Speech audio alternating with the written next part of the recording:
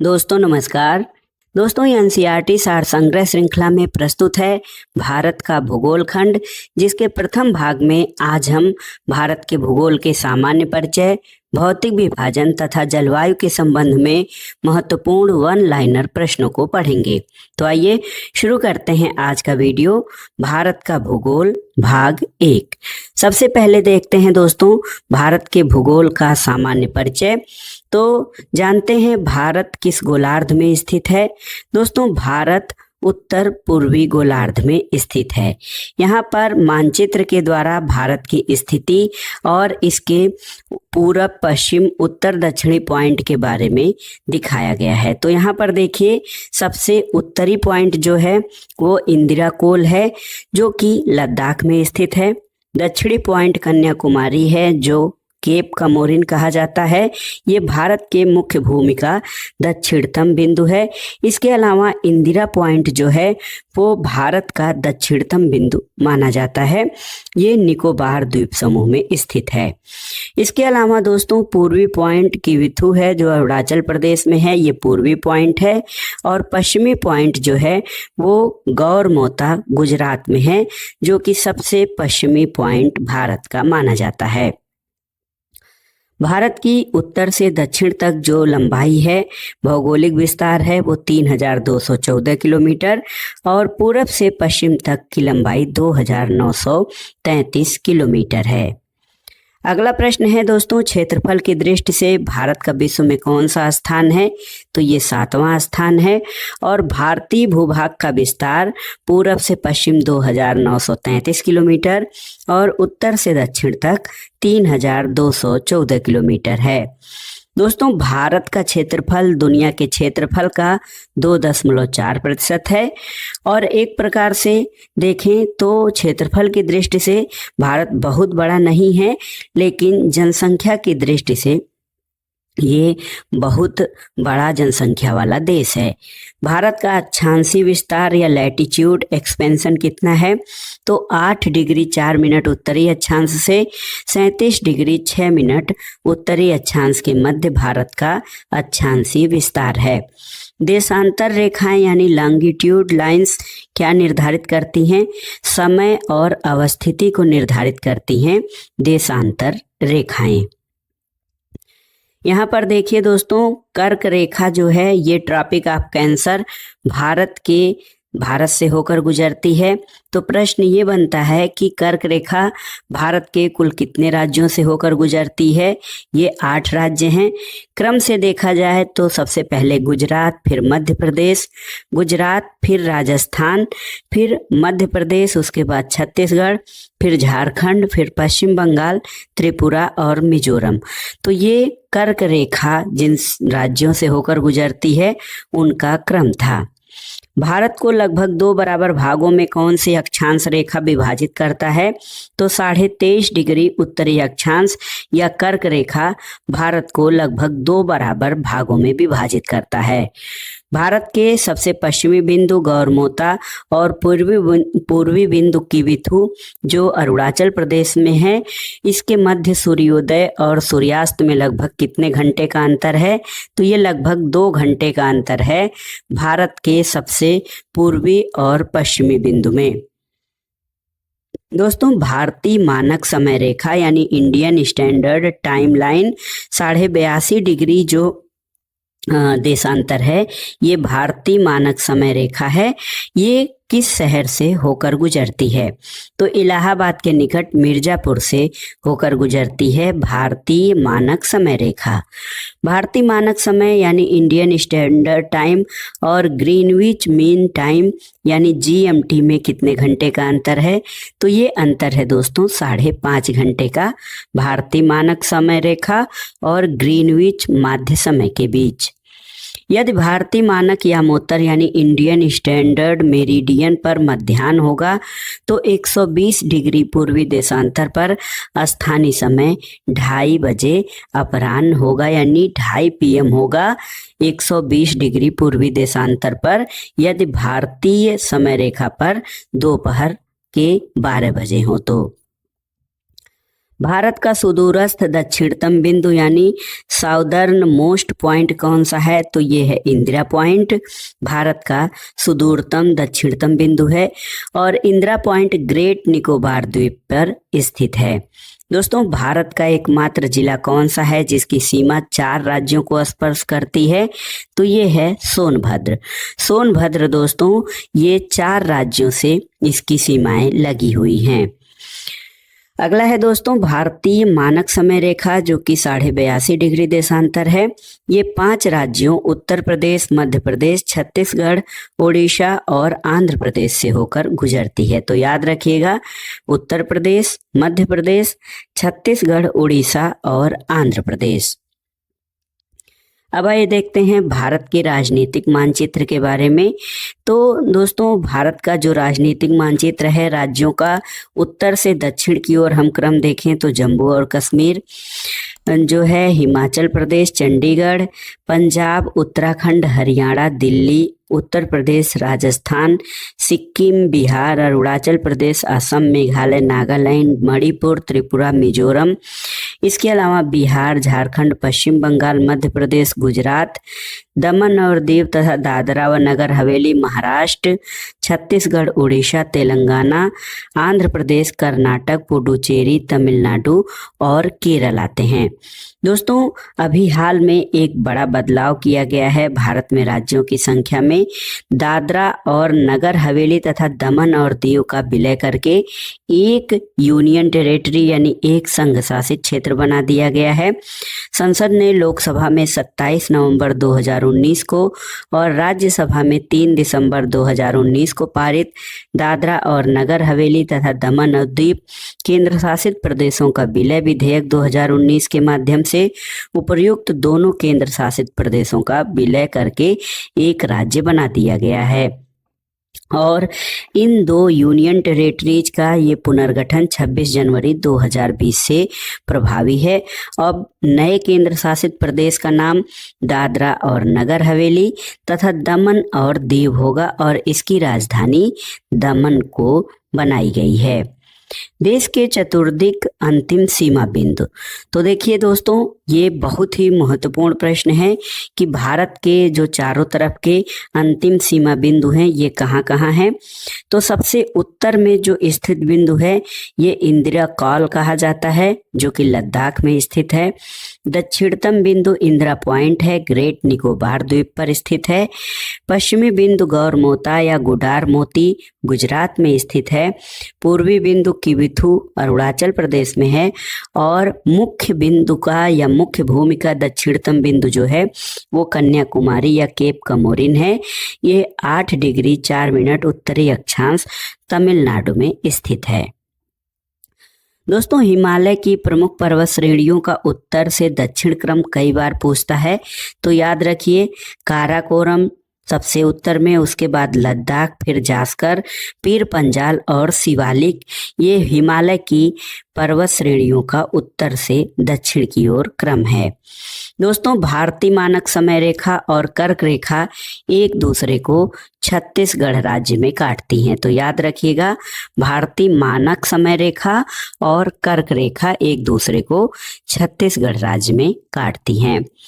भारत की मुख्य भूमि की तटीय लंबाई कितनी है? तो लगभग 6100 किलोमीटर भारत की मुख्य भूमि की तटीय लंबाई है। म्यांमार की सर्वाधिक सीमा किस भारतीय राज्य को स्पर्श करती है? अरुणाचल प्रदेश को। और जनसंख्या की दृष्टि से भारत का विश्व में कौन सा स्थान है? तो ये दूसरा स्थान है, जबकि क्षेत्रफल की दृष्टि से भारत 7वें स्थान पर है। दोस्तों, असम की सीमा कुल कितने राज्यों और केंद्र शासित प्रदेशों को स्पर्श करती है? 7 राज्यों को। रास द्वीप, नील द्वीप और हैवलॉक द्वीप का परिवर्तित नाम क्या है? तो रास द्वीप का नाम नेताजी सुभाष चंद्र बोस द्वीप, नील द्वीप का शहीद द्वीप और हैवलॉक द्वीप का नया नाम स्वराज द्वीप रखा गया है। तो याद रखिएगा, ये द्वीपों के नाम बदले गए हैं। भारत किस जल संधि द्वारा श्रीलंका से अलग होता है? तो पाक जलडमरू मध्य द्वारा भारत श्रीलंका से अलग होता है। भारत का कौन सा राज्य 3 ओर से अंतर्राष्ट्रीय सीमाओं से घिरा है? ये त्रिपुरा है। तो याद रखिएगा, त्रिपुरा जो है वो 3 ओर से अंतर्राष्ट्रीय सीमा रेखा से घिरा हुआ है। अब आइए देखते हैं भारत के महत्वपूर्ण चैनल। 9 डिग्री चैनल लक्षद्वीप और मिनिकॉय के मध्य स्थित है। 8 डिग्री चैनल मालदीव और मिनिकॉय के बीच है। ग्रेट या महान चैनल ये सुमात्रा, इंडोनेशिया और निकोबार के मध्य है। पाक स्ट्रेट या पाक जलडमरू मध्य भारत और श्रीलंका के मध्य। माहिम क्रीक या माहिम निवेशिका एक पतली सी निवेशिका है मुंबई में। कच्छ की खाड़ी दोस्तों पश्चिमी गुजरात में स्थित है। खंभात की खाड़ी पूर्वी गुजरात, नर्मदा और ताप्ती के मुहाने पर। लक्षद्वीप सागर आपका लक्षद्वीप और मालाबार तट के मध्य, तथा मन्नार की खाड़ी जो है ये दक्षिण पश्चिम तमिलनाडु और श्रीलंका के मध्य स्थित है। कोको जलडमरू मध्य या कोको स्ट्रेट ये कोको द्वीप म्यांमार और उत्तरी अंडमान के बीच है। डंकन दर्रा या डंकन पास दक्षिणी अंडमान और लघु अंडमान के बीच स्थित है। 10 डिग्री चैनल कई बार परीक्षाओं में पूछा है। अंडमान और निकोबार के बीच 10 डिग्री चैनल स्थित है।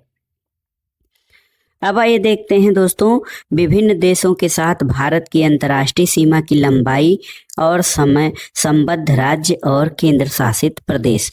तो भारत के जो विभिन्न देशों के साथ अंतर्राष्ट्रीय सीमा है उसको आप कोड से याद रख सकते हैं, BCPNMBA। तो सबसे अधिक लंबाई में किस देश की जो है सीमा बनाता है अंतर्राष्ट्रीय सीमा? बांग्लादेश। दूसरे स्थान पर चीन, तीसरे स्थान पर पाकिस्तान, फिर नेपाल, उसके बाद म्यांमार, भूटान और अफगानिस्तान। तो BCPNMBA आप कोड बना सकते हैं कि किन देशों की अंतर्राष्ट्रीय सीमाएं भारत से जो है क्रम में जुड़ती हैं। देखिए बांग्लादेश की जो अंतर्राष्ट्रीय सीमा की लंबाई है 4096 किलोमीटर है और बांग्लादेश की जो सीमा रेखा है वो रेड क्लिफ रेखा है। 5 राज्य सीमा रेखा से, इससे देखिए 5 राज्य पश्चिम बंगाल, मेघालय, मिजोरम, त्रिपुरा और असम जो हैं इससे जुड़े हुए हैं। चीन दूसरे स्थान पर है 3488 किलोमीटर। मैकमोहन रेखा जो अंतर्राष्ट्रीय सीमा रेखा है और सीमा से संबद्ध भारतीय राज्य 5 हैं, लद्दाख, हिमाचल प्रदेश, उत्तराखंड, सिक्किम और अरुणाचल प्रदेश। तीसरे स्थान पर पाकिस्तान है 3323 किलोमीटर। रेड क्लिफ रेखा है, 5 राज्य हैं सीमा रेखा बनाते हैं, गुजरात, राजस्थान, पंजाब, जम्मू कश्मीर और लद्दाख।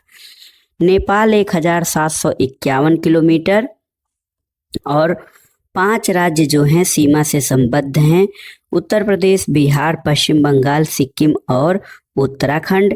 म्यांमार से जो अंतर्राष्ट्रीय सीमा लगती है भारत की 1643 किलोमीटर है और 4 राज्य हैं अरुणाचल प्रदेश, नागालैंड, मिजोरम और मणिपुर, जो कि म्यांमार भारत सीमा से संबद्ध राज्य हैं।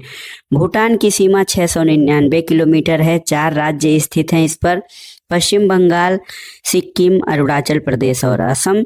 तथा अफगानिस्तान सबसे छोटी सीमा रेखा अंतर्राष्ट्रीय सीमा रेखा बनाता है जिसकी लंबाई 106 किलोमीटर है और भारत और अफगानिस्तान के मध्य डूरंड रेखा है और एक भारतीय राज्य वो भी केंद्र शासित प्रदेश लद्दाख जो है इसके सीमा पर स्थित है। दोस्तों मैकमोहन रेखा और रेड क्लिफ रेखा के बारे में जान लेते हैं। तो मैकमोहन रेखा क्या है? अंग्रेजों के शासन के दौरान भारत और चीन के मध्य उत्तर पूर्व में यह सीमा रेखा 27 अप्रैल 1914 को निर्धारित की गई थी, जिसे मैकमोहन रेखा कहा गया। इसका नामकरण सर हेनरी मैकमोहन के नाम पर किया गया और वर्ष 1914 में हुए शिमला समझौते में इसे दोनों देशों ने सीमा रेखा के रूप में स्वीकार किया है। दूसरी महत्वपूर्ण रेखा है रेड क्लिफ रेखा। तो विभाजन के बाद, भारत पाकिस्तान विभाजन के बाद 17 अगस्त 1947 को भारत और पाकिस्तान के मध्य निर्धारित की गई सीमा रेखा रेड क्लिफ रेखा है और इस रेखा का निर्धारण बॉर्डर कमीशन द्वारा किया गया था। इस कमीशन के अध्यक्ष सर सिरिल रैडक्लिफ थे और इन्हीं के नाम पर भारत पाकिस्तान सीमा का नाम रेडक्लिफ रेखा रखा गया था। दोस्तों एक महत्वपूर्ण तथ्य देखिए, काराकोरम श्रेणी को उच्च एशिया की रीढ़ या बैकबोन ऑफ हाई एशिया के नाम से जाना जाता है। अब आइए संक्षेप में भारत एक दृष्टि में, यानी एक दृष्टि में हम देखते हैं कि भारत के संबंध में महत्वपूर्ण जानकारियां। देखिए, हमारे देश का नाम भारत है, इसके अन्य नाम आर्यावर्त, जम्बूद्वीप, भारतवर्ष, हिंदुस्तान और इंडिया हैं। राजधानी नई दिल्ली है और भौगोलिक स्थिति में ये उत्तरी गोलार्ध में स्थित है। अक्षांशीय विस्तार 8 डिग्री 4 मिनट उत्तरी अक्षांश से 37 डिग्री 6 मिनट उत्तरी अक्षांश और देशांतरी विस्तार 68 डिग्री 60 मिनट पूर्वी देशांतर से 97 डिग्री 25 मिनट पूर्वी देशांतर के मध्य इसका विस्तार है। भारत का ज्यामितीय आकार चतुष्कोणीय है और मानक समय 82.5 डिग्री पूर्वी देशांतर, जो इलाहाबाद के समीप मिर्जापुर के समय ग्रीनविच माध्य समय से 5.5 घंटा आगे है। 82.5 डिग्री पूर्वी देशांतर भारत के 5 राज्यों उत्तर प्रदेश, मध्य प्रदेश, छत्तीसगढ़, उड़ीसा और आंध्र प्रदेश से होकर गुजरती है। भौगोलिक विस्तार अगर जो देखा जाए भारत का, तो इसकी लंबाई उत्तर से दक्षिण में 3214 किलोमीटर और चौड़ाई पूरब से पश्चिम में 2933 किलोमीटर है। स्थलीय सीमा भारत की 15,106.7 किलोमीटर और जलीय सीमा 7,516.6 किलोमीटर है। प्रादेशिक जल सीमा की बात करें तो समुद्र तट से 12 समुद्री मील तक भारत की प्रादेशिक जल सीमा है और संलग्न क्षेत्र जो होते हैं ये प्रादेशिक जल सीमा से आगे 24 समुद्री मील तक हैं। अनन्य आर्थिक क्षेत्र संलग्न क्षेत्र से 200 समुद्री मील तक माना जाता है। भारत की जलवायु के बारे में बात करें तो ये मानसूनी जलवायु है और भारत का क्षेत्रफल 32,87,263 वर्ग किलोमीटर है। विश्व के कुल क्षेत्रफल में इसका हिस्सा 2.4% आता है। क्षेत्रफल की दृष्टि से भारत का दुनिया में 7वां स्थान है और भारत की जनसंख्या जो है वो 2011 के आंकड़ों के अनुसार 1,21,08,54,977 है, जो कि दुनिया की कुल जनसंख्या का 17.5% है, यानी 17.5%। और जनसंख्या की दृष्टि से भारत का दुनिया में दूसरा स्थान है, पहले स्थान पर चीन है। जनसंख्या की बात करें तो दोस्तों पुरुषों की जनसंख्या 62,32,70,258 और महिला जनसंख्या 58,75,84,719 है। इसमें ग्रामीण जनसंख्या जो है 83.37 करोड़ है, जो कि कुल जनसंख्या का 68.8% है और शहरी जनसंख्या 37.71% है, 71 करोड़, जो 31.16% है। 10 की जनसंख्या वृद्धि 17.64% है और लिंगानुपात जो है भारत का सेक्स रेशियो ये 943 प्रति हजार पुरुषों पर महिलाओं की संख्या है। शिशु लिंगानुपात की बात करें तो ये 918 प्रति हजार पुरुषों पर है और जनसंख्या घनत्व भारत का 382 व्यक्ति प्रति वर्ग किलोमीटर है। दोस्तों कुल साक्षरता की दृष्टि से देखा जाए तो कुल साक्षरता भारत की 74.04% है, जिसमें पुरुषों की साक्षरता 82.14% और महिला साक्षरता 65.46% है। अनुसूचित जाति की संख्या जो है ये दोस्तों 20,13,78,086 है, ये कुल जनसंख्या का 16.6% है और अनुसूचित जनजाति की संख्या जो है 10,42,81,034 है, ये कुल जनसंख्या का 8.6% है। भारत के कुल राज्यों की संख्या वर्तमान में 28 है और केंद्र शासित प्रदेश 8 हैं। पर्वतीय क्षेत्र का विस्तार जो है वो 10.7% है और पहाड़ी क्षेत्र का विस्तार 18.6% है। पठारी क्षेत्र का विस्तार भारत का 27.7% तथा मैदानी क्षेत्र सर्वाधिक मात्रा में 43% है। कर्क रेखा पर 8 राज्य स्थित हैं: गुजरात, राजस्थान, मध्य प्रदेश, छत्तीसगढ़, झारखंड, पश्चिम बंगाल, त्रिपुरा और मिजोरम। इसके अलावा द्वीपों की संख्या कुल 1208 द्वीप हैं, निर्जन द्वीपों सहित ये संपूर्ण संख्या है। अंतर्राष्ट्रीय सीमा से संलग्न राज्य और केंद्र शासित प्रदेशों की संख्या कुल 18 है। भारत में कुल तेल शोधनशालाओं यानी ऑयल रिफाइनरीज की संख्या 23 तथा राष्ट्रीय राजमार्गों की संख्या 599 है। बड़े बंदरगाह भारत में 13 हैं। राष्ट्रीय पशु बाघ है जिसका वैज्ञानिक नाम पैंथेरा टाइग्रिस है।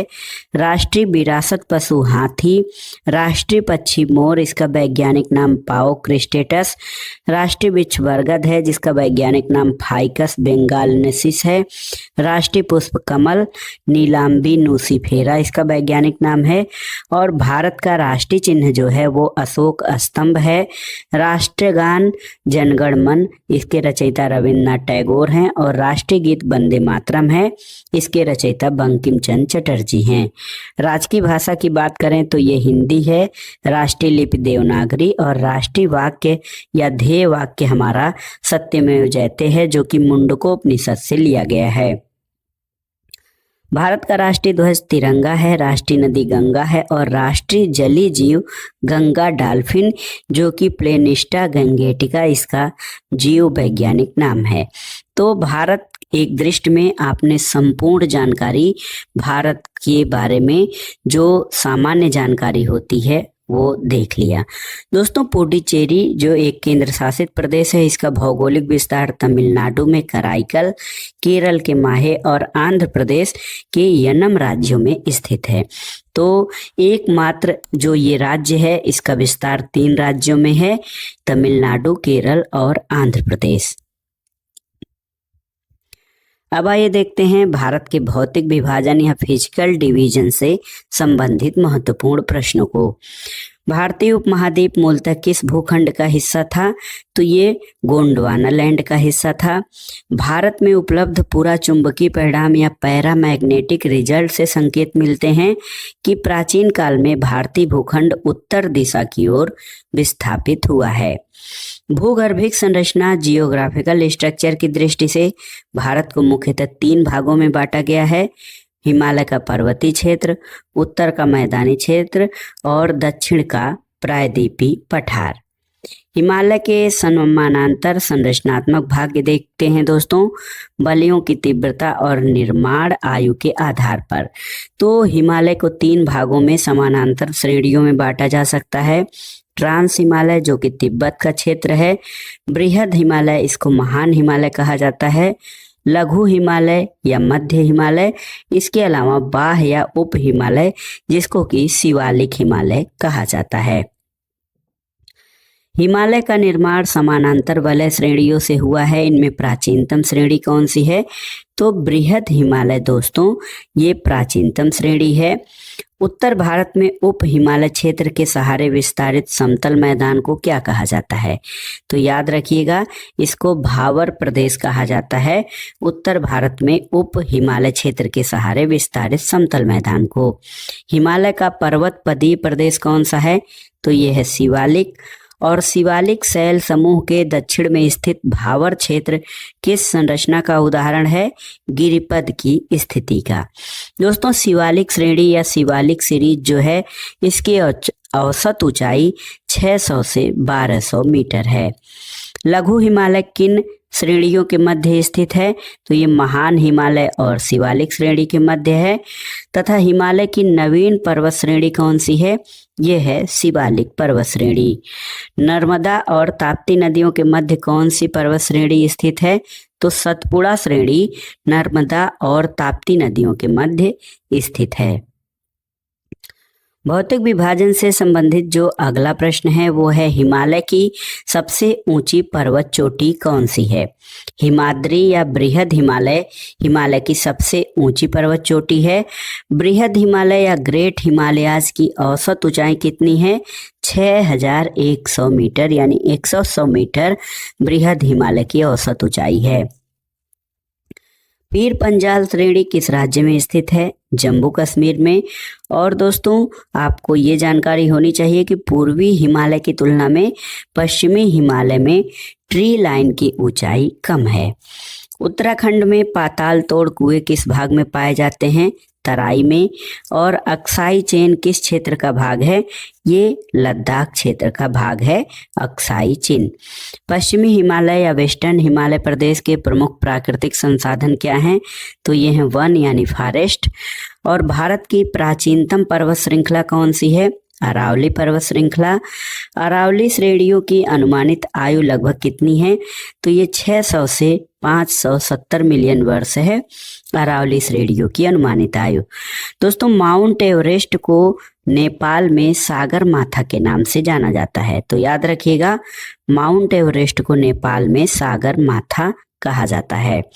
अरावली किस प्रकार की पर्वत श्रेणी है? ये अवशिष्ट पर्वत श्रेणी है।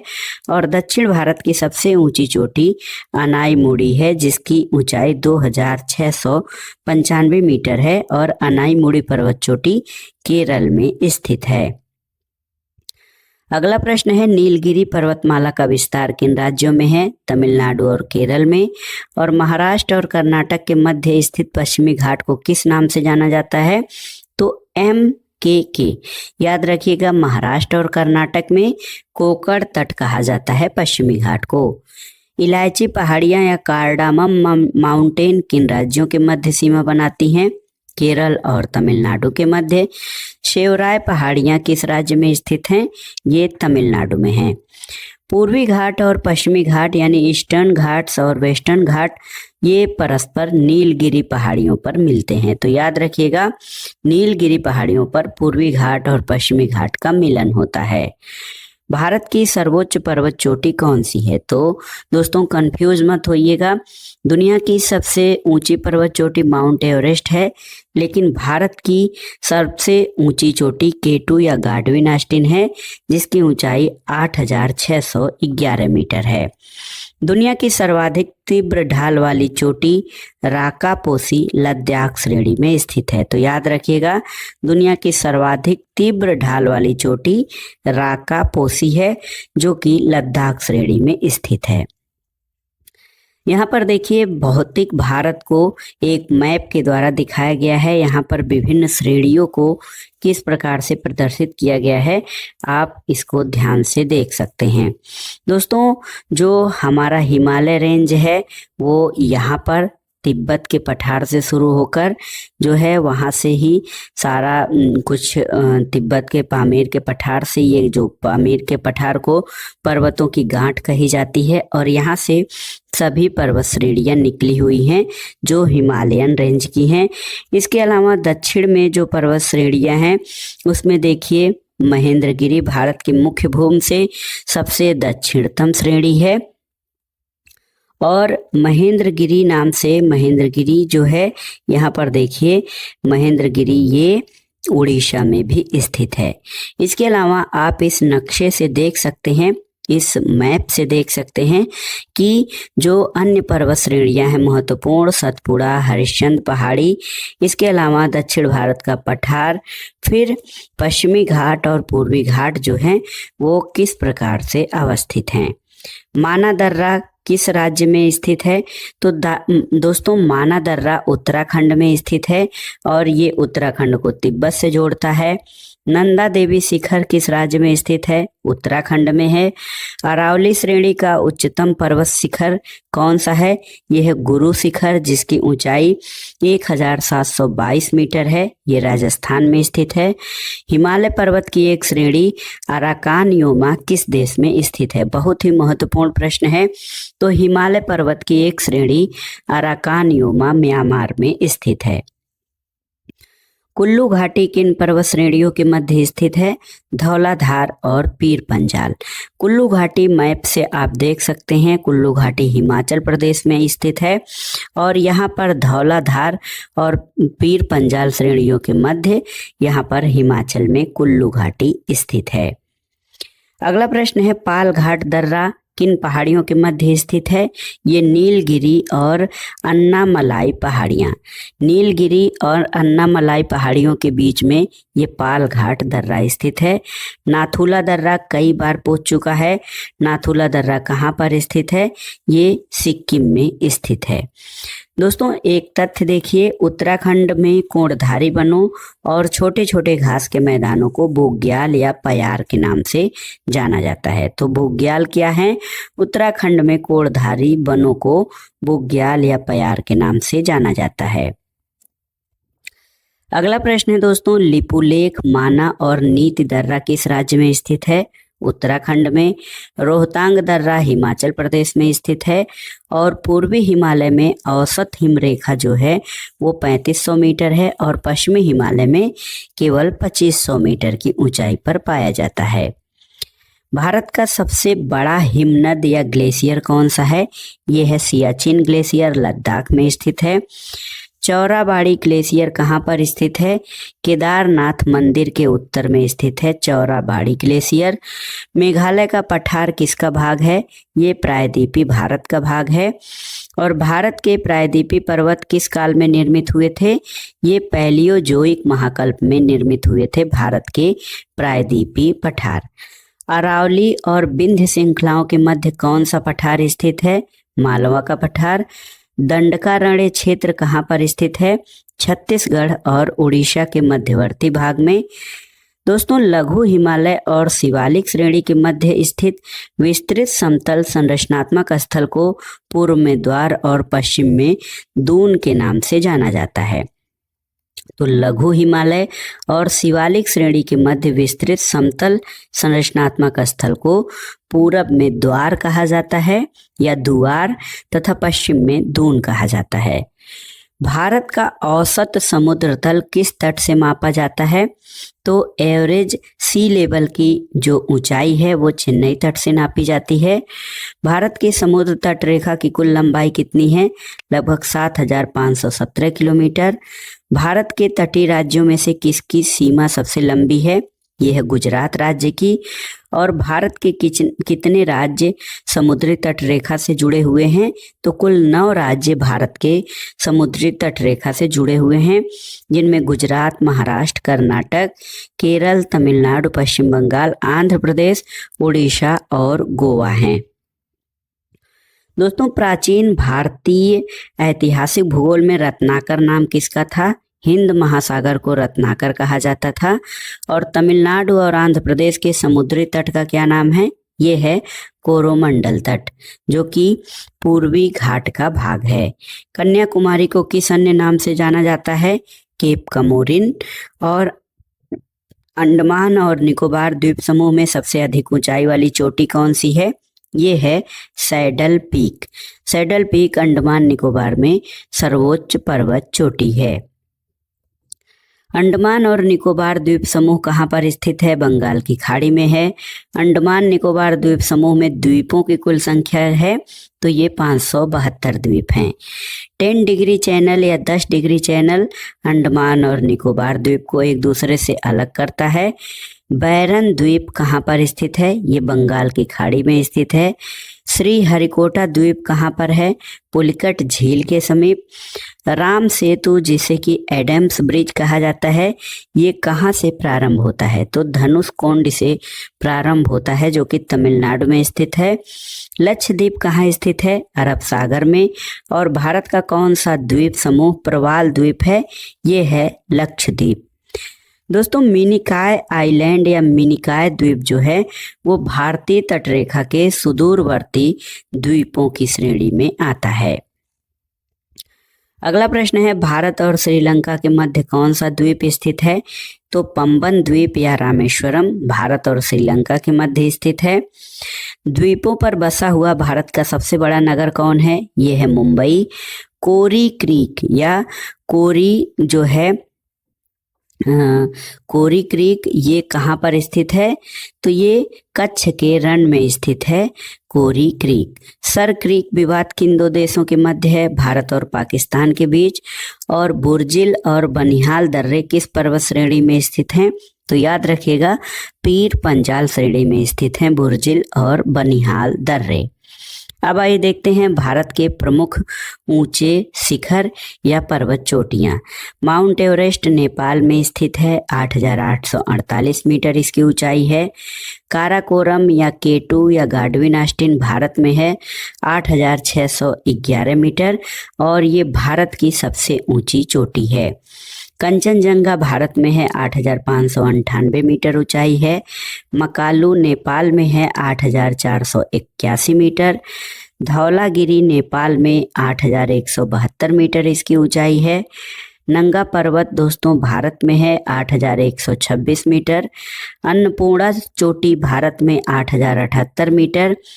नंदा देवी भारत में है, 7,817 मीटर। इसके अलावा कामेत और जो है इसकी ऊंचाई, जो इस चोटी की कामेत पर्वत चोटी की ऊंचाई 7,756 मीटर है, ये भारत में स्थित है।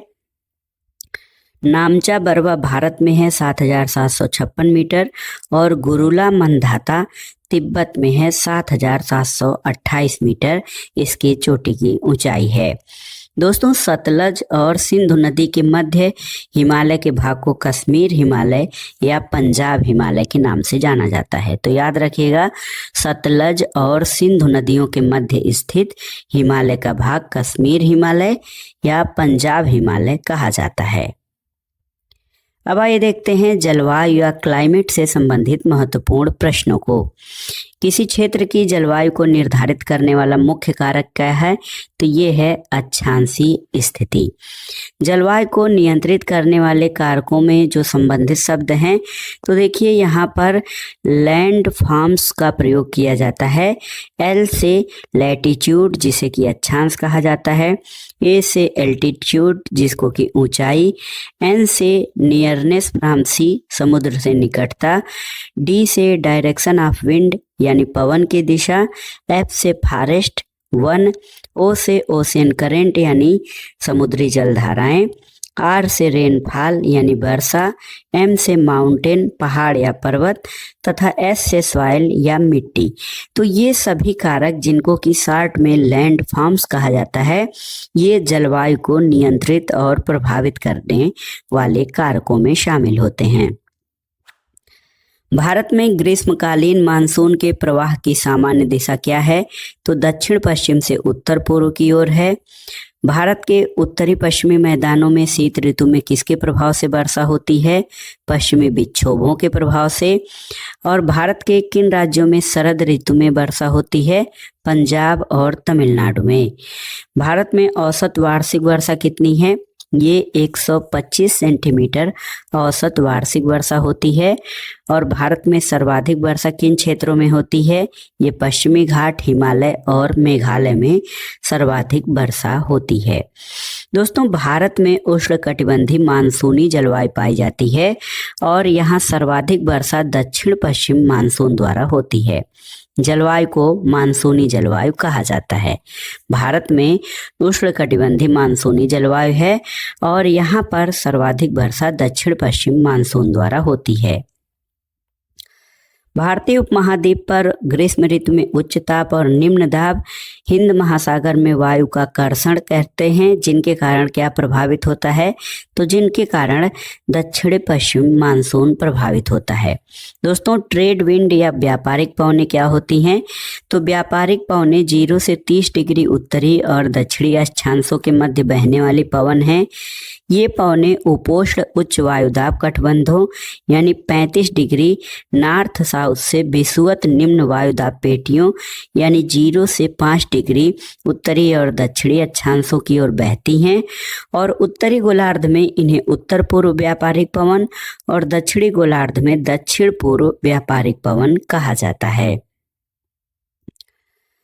अगला देखते हैं दोस्तों, पश्चिम बंगाल और असम में ग्रीष्म ऋतु में चलने वाली पवनों को स्थानीय भाषा में क्या कहा जाता है?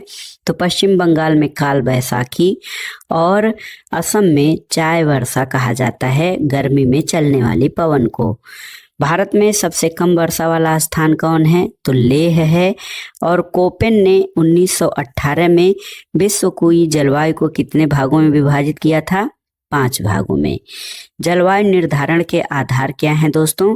तो वार्षिक और मासिक औसत तापमान, वर्षा और वनस्पति।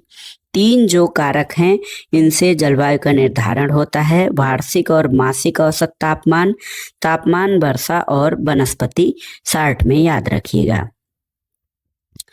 दोस्तों। कोपेन जो कि एक जलवायु वैज्ञानिक थे, इनकी योजना के अनुसार भारत के जलवायु प्रदेश, तो देखिए लघु शुष्क ऋतु या वाची मानसूनी जलवायु, ये जो है वर्षा संकेत जो है AMW, गोवा से दक्षिण में भारत का पश्चिमी तट है इस क्षेत्र के अंतर्गत।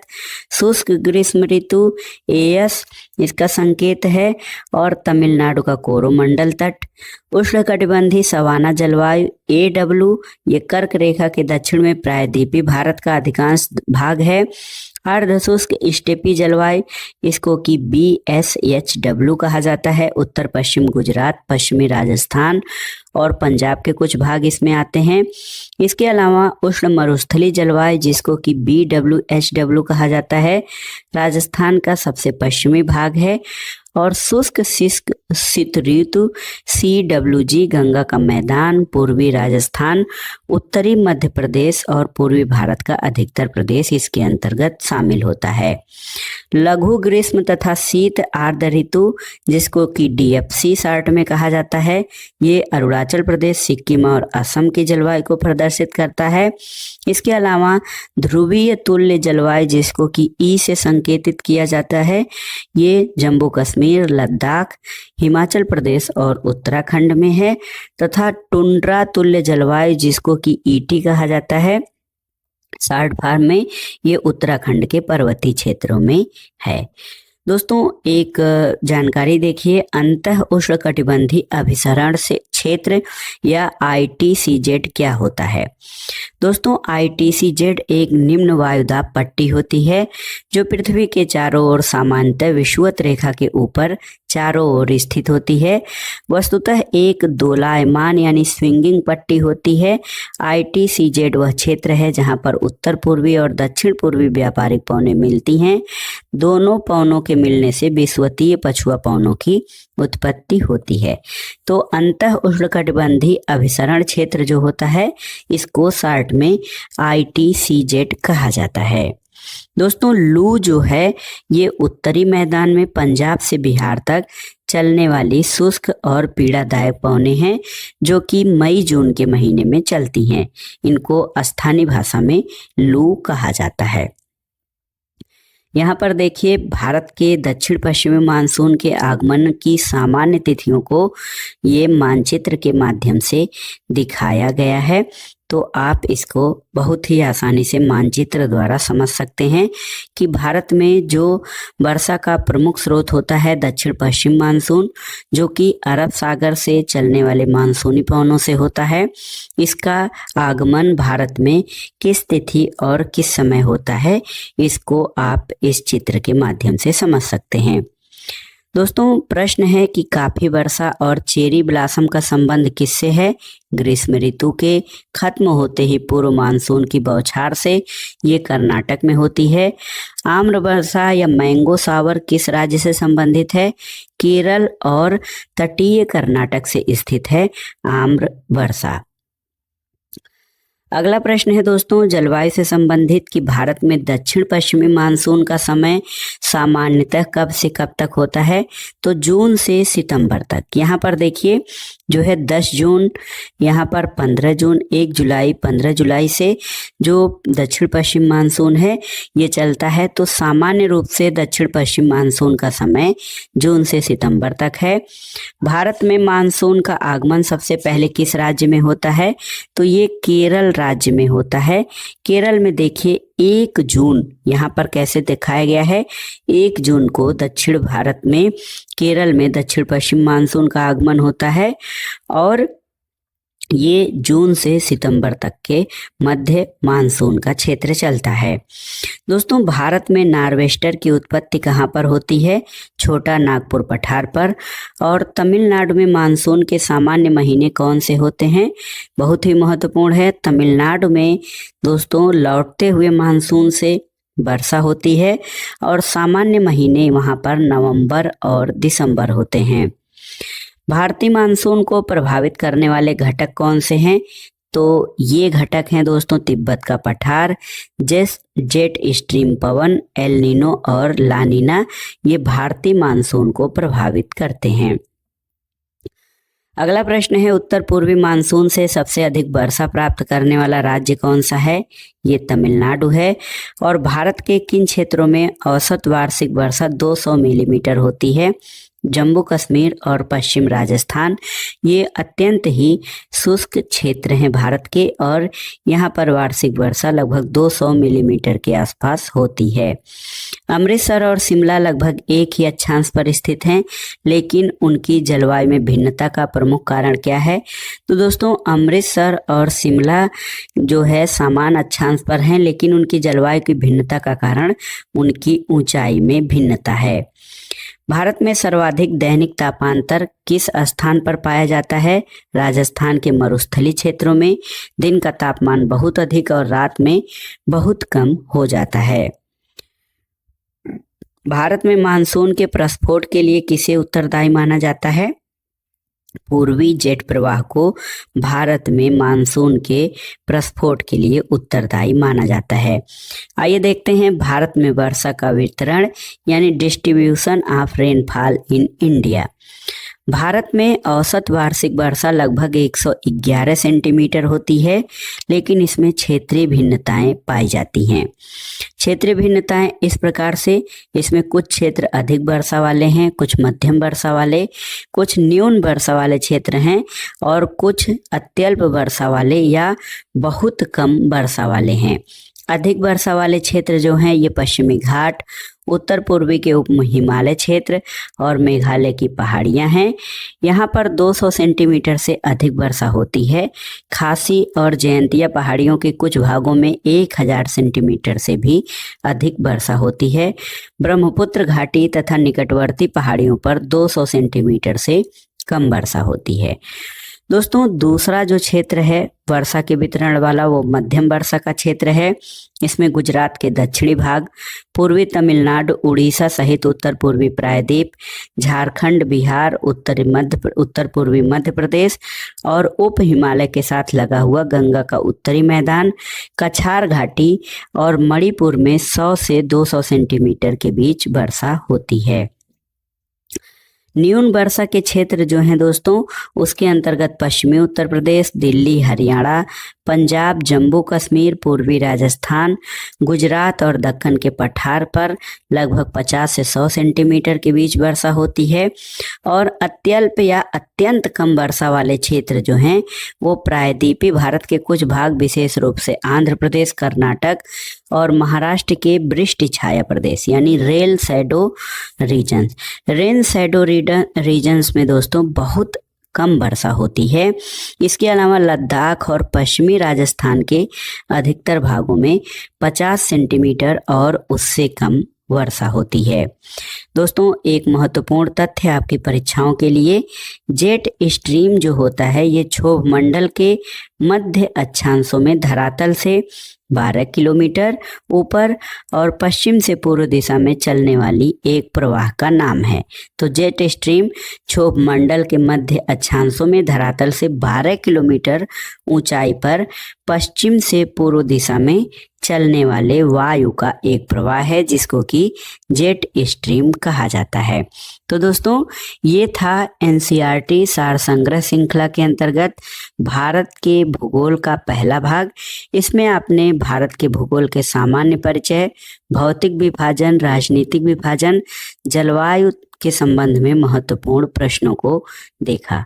आगे इसको हम कंटिन्यू करेंगे और जल्दी से कोशिश करेंगे कि ये समाप्त हो जाए। वीडियो आपको कैसा लगा हमें कमेंट बॉक्स में ज़रूर बताइएगा। वीडियो को लाइक करें, शेयर करें, तो सब्सक्राइब करें। वीडियो देखने के लिए धन्यवाद दोस्तों। नमस्कार।